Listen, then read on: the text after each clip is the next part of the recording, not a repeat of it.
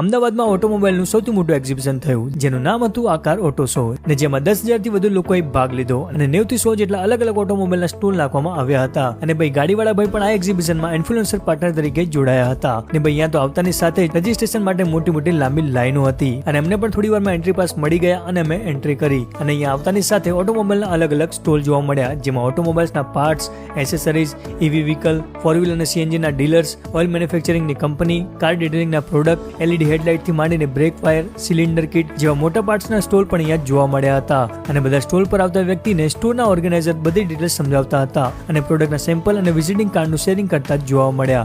ગાડીવાળા ભાઈએ પણ ઘણા બધા સ્ટોર પર વિઝિટ કરી અને અમુકની સાથે લાઈવ ઇન્ટરવ્યુ પણ કર્યા.